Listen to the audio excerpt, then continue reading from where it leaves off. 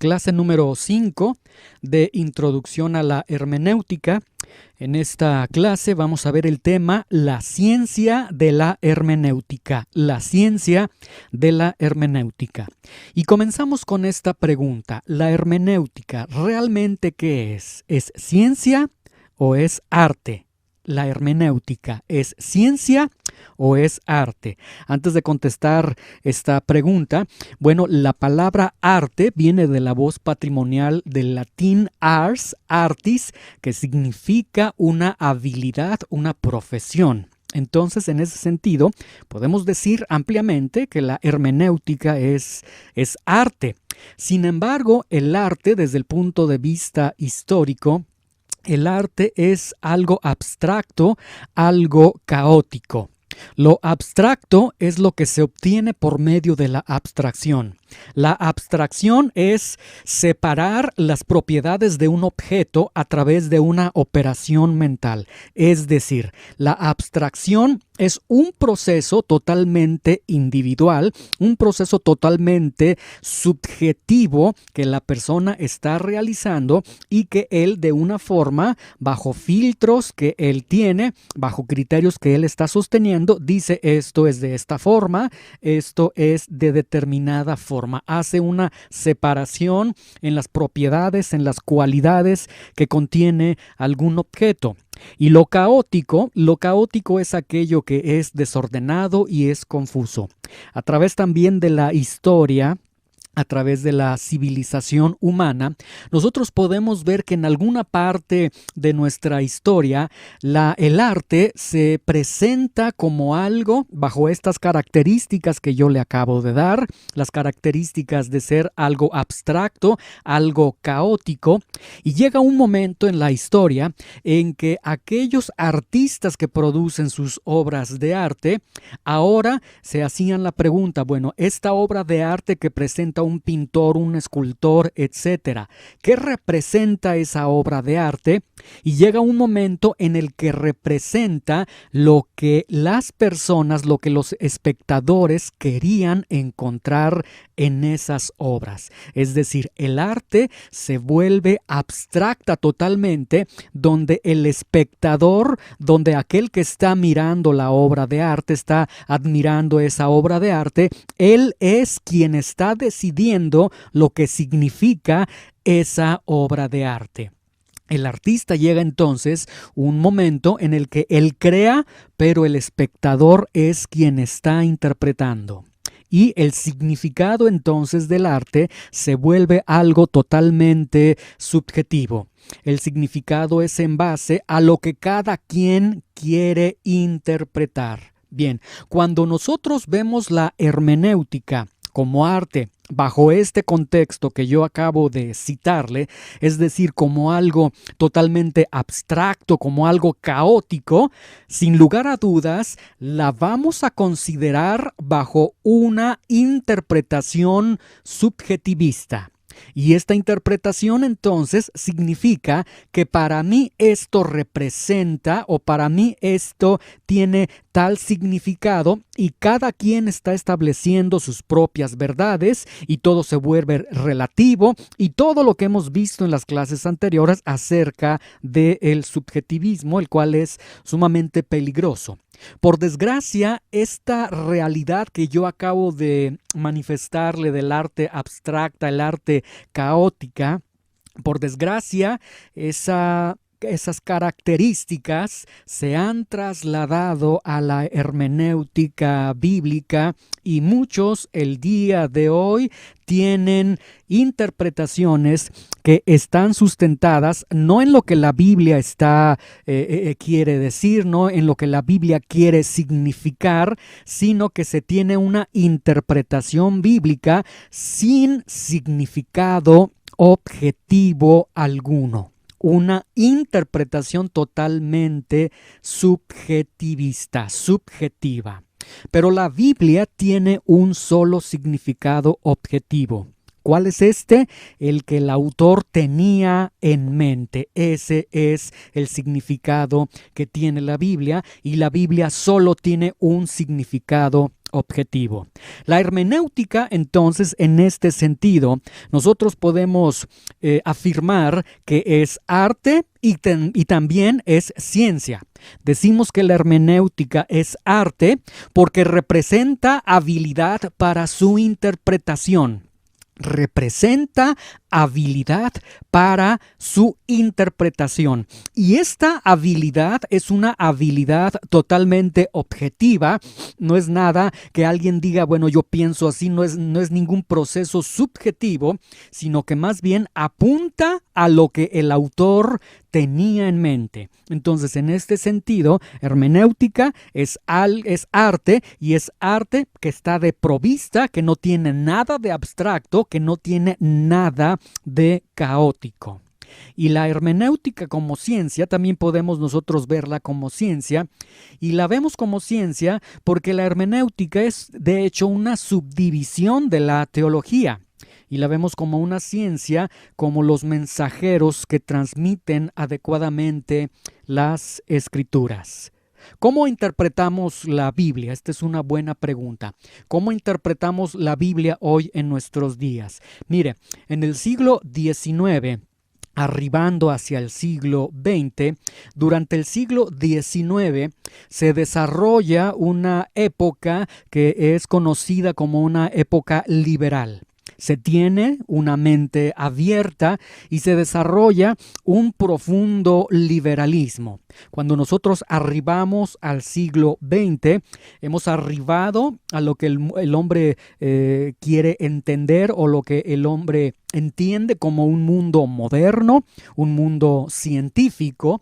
Y entonces, en esta transición de siglo XIX a siglo XX, la Biblia, que es transferida, por decirlo así, o que pasa al siglo XX, pues la Biblia no puede ser aceptada plenamente. ¿Por qué? Porque estamos viviendo ya en un mundo moderno, en un mundo científico, porque estamos ya, tenemos el antecedente de una época liberal, de una mente abierta, de un liberalismo. Los tiempos han cambiado. Bien, sin embargo, para poder tener la Biblia en el siglo XX, se ha desarrollado un fenómeno, o se desarrolló un fenómeno que se ha titulado como supernaturalizar. ¿Qué significa esto?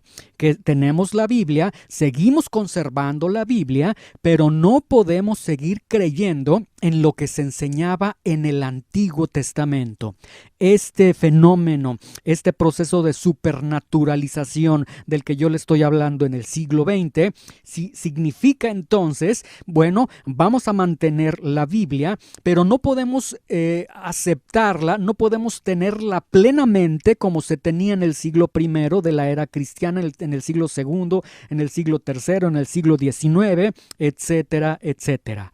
Esta declaración es realmente peligrosa, es totalmente aberrante, es totalmente agresiva, porque entonces se está declarando que no podemos seguir creyendo en lo que la Biblia contiene. En otros términos, no podemos seguir creyendo en una creación. No podemos seguir creyendo en ángeles, en demonios, en los milagros del Nuevo Testamento, en el nacimiento de Cristo, en la resurrección de Cristo, en la asunción de Cristo, etcétera, etcétera. Todo esto que tenemos en el siglo XIX, todo esto que se desarrolló en el siglo XIX, esta época liberal, esta mente abierta, este liberalismo, ha sido conocido como teología liberal. Ante una teología liberal, ¿qué es lo que hace el cristiano?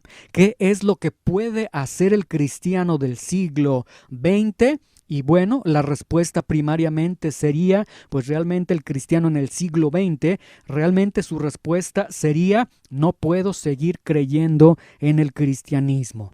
El cristianismo viene a ser algo del pasado. Yo me encuentro en un mundo científico, yo me encuentro en la era del conocimiento, yo me encuentro en una era educada, etcétera. Hay razón, hay conocimiento, hay tantas cosas. Entonces, esto me impide a seguir creyendo en un libro que que contiene verdades que vienen desde antaño y no puedo entenderlo. Esto es lo que primariamente, bueno, el cristianismo estaría respondiendo. Sin embargo, el cristianismo no contesta de esta forma. ¿Qué hacemos ante una teología liberal?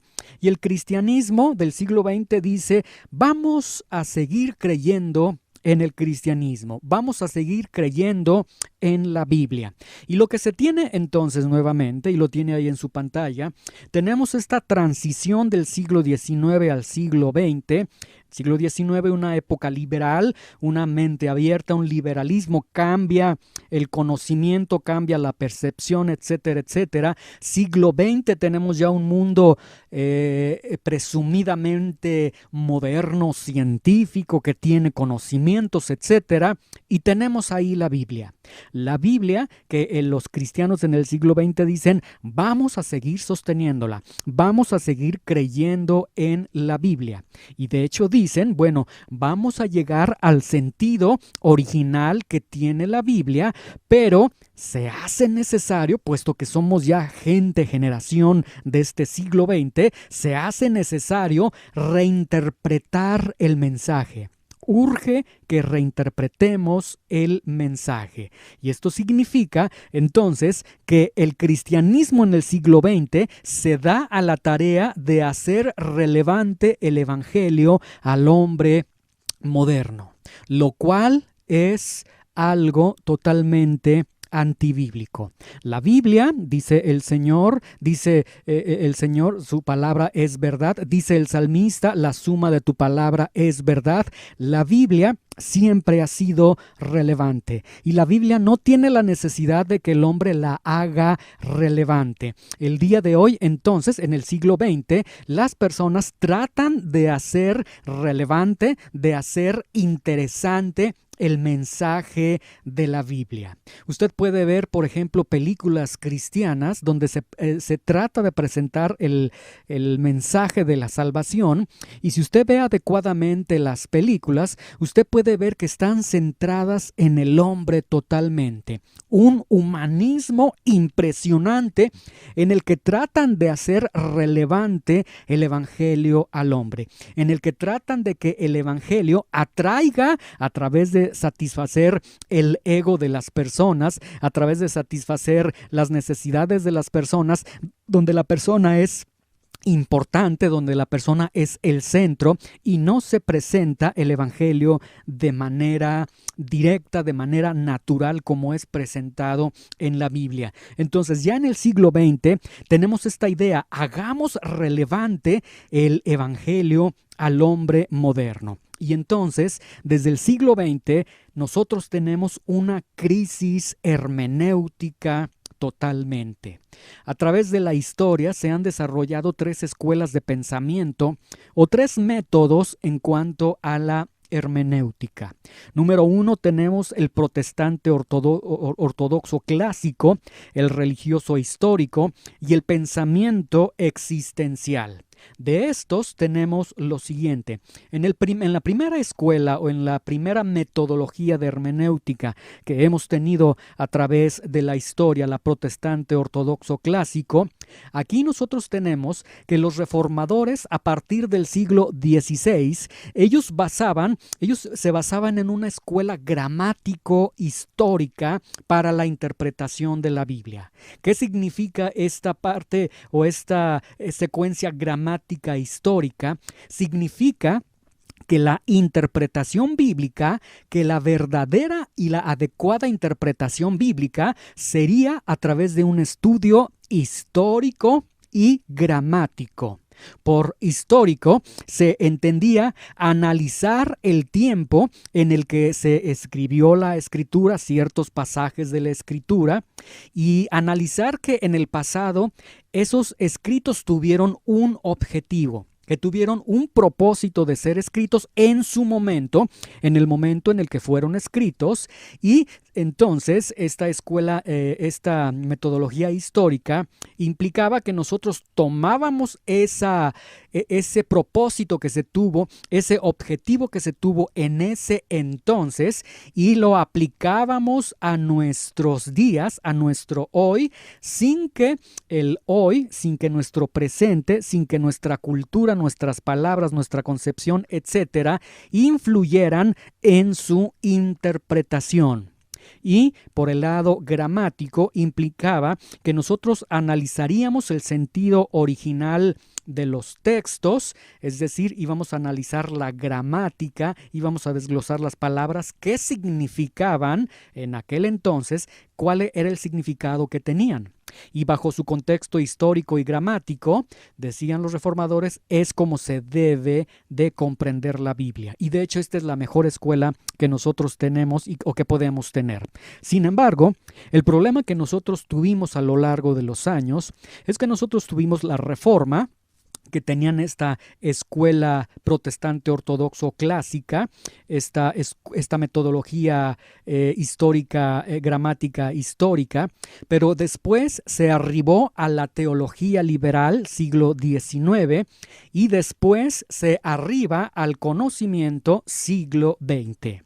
Y el problema que tenemos en el siglo XX es que la Biblia del ayer la debíamos de entender con conceptos propios del siglo XX, y esto entonces, en otras palabras, se veía la necesidad de la supernaturalización, se veía la necesidad de reinterpretar el mensaje, que por desgracia se ha hecho el día de hoy. El día de hoy se ha malbaratado el Evangelio, se ha malbaratado la palabra de Dios, porque el día de hoy se trata de presentar las verdades bíblicas desde un punto de vista que no ofenda a las personas, que no incomode a las personas, sino que sea algo atrayente, algo llamativo. Vamos nosotros a hacer este proceso de adaptar la Biblia, y que la Biblia, además de adaptarla a nuestros tiempos, a nuestro lenguaje, a nuestra forma de pensar, sea algo por lo cual las personas se interesen, lo cual es totalmente inadecuado. La otra escuela, la otra metodología que tenemos del estudio de la hermenéutica es el sistema religioso histórico. Este sistema religioso histórico consistía en que se toman aspectos tanto religiosos como aspectos históricos para llegar a una buena interpretación de la Biblia. ¿Lo escuchó? Quiero repetírselo. En esta escuela religioso-histórica se toman aspectos de la historia y aspectos religiosos para llegar a una adecuada interpretación de la Biblia. Sin embargo, cualquier conocedor de la historia universal se puede dar cuenta que en el siglo XIX, antes de arribar al siglo XX, en el siglo XIX históricamente tuvimos lo que se conoció como la evolución de Charles Darwin. Tenemos entonces este aspecto que inicia de una manera biológica solamente en el campo de la biología. ¿De qué hablaba la evolución? Prácticamente era de lo simple a lo complejo, que las cosas cambian, etcétera, etcétera. Pero la evolución, escuche con atención, no solo afecta en el ámbito de la biología, sino que esta idea histórico-religiosa afecta en el campo histórico y en el campo religioso. Entonces, no solo afecta el ámbito de la biología, sino que afecta varias áreas. Por ejemplo, afecta la filosofía. Tenemos el pensamiento emergente de Hegel y de Marx. Afecta en la sociología y en la política. Tenemos a Spencer. Tenemos lo que se conoce también como el darwinismo social, que todo esto, tanto en lo filosófico, en lo sociológico, etcétera, todo esto es pasar de lo simple a lo complejo. Y en el ámbito religioso también se da una evolución. Se pasa del monoteísmo hacia un politeísmo. Y entonces en el siglo XX se tiene la necesidad y se dice, necesitamos entender la Biblia ya no bajo un esquema monoteísta, sino bajo un esquema politeísta. Pasamos de lo simple a lo complejo. Entonces, no es la escritura en sí la que se interpreta así sola, sino que se necesitan aspectos actualizados, aspectos evolucionados para interpretar adecuadamente la Biblia. Vea, primera escuela, rotundamente mal. Segunda escuela, rotundamente mal hacia nuestros días. Y la tercera escuela es la escuela del pensamiento existencial. Esta escuela del pensamiento existencial es conocida como la nueva hermenéutica el día de hoy. El día de hoy tenemos una escuela de pensamiento de corte existencial, o tenemos una metodología hermenéutica netamente existencial. Esto está influyendo en nuestros días el día de hoy. ¿En qué consiste esto? Bien, en esta escuela hacemos a un lado la historia. No importa el momento en el que se escribió cualquier pasaje, los textos que tenemos en la Biblia, no importa en el momento en que se escribieron, no importan el objetivo que se tenían cuando se escribieron, no importa la parte gramatical, qué significan los términos que se usaron, que se seleccionaron, etcétera, etcétera, no importa nada de eso. Es decir, hagamos a un lado la historia, hagamos a un lado la gramática y tenemos una teología sin tiempo. No importa la teología que tuvieron los apóstoles en el siglo I de la era cristiana. No importa la teología que tenían los reformadores en el siglo XVI. No importa la teología liberal que se tenía en el siglo XIX. No importa la teología de la liberación que tenemos ya para el siglo XX. No importa ningún tipo de teología. Y lo que tenemos aquí representa un grave peligro. Esta escuela de pensamiento existencial es una escuela, además de ser negligente, además de ser egoísta, además de estar totalmente equivocada y ser totalmente subjetivista, tiene una línea vertical. ¿Qué significa?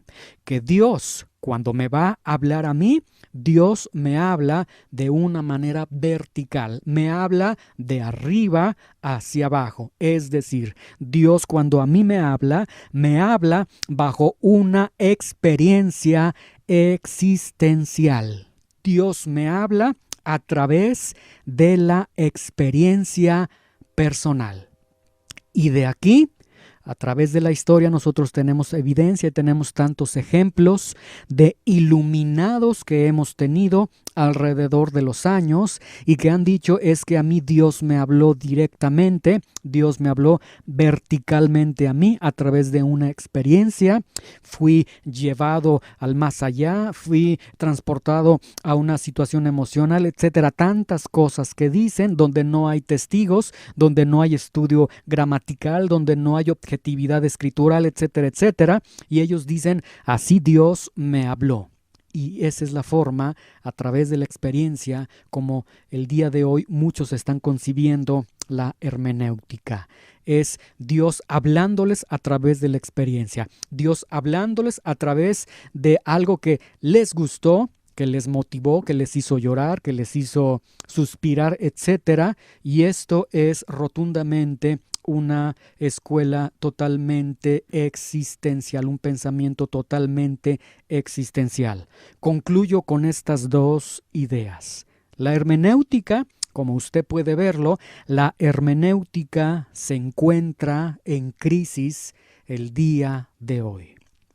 Y si la hermenéutica, el arte de interpretar adecuadamente la Sagrada Escritura, se encuentra en crisis, esto significa que entonces los cristianos o aquellos que no tienen hermenéutica adecuada para poder interpretar sus Biblias, Dios no puede estarles hablando, porque no pueden estar interpretando lo que el texto les está presentando, lo que el texto les está señalando.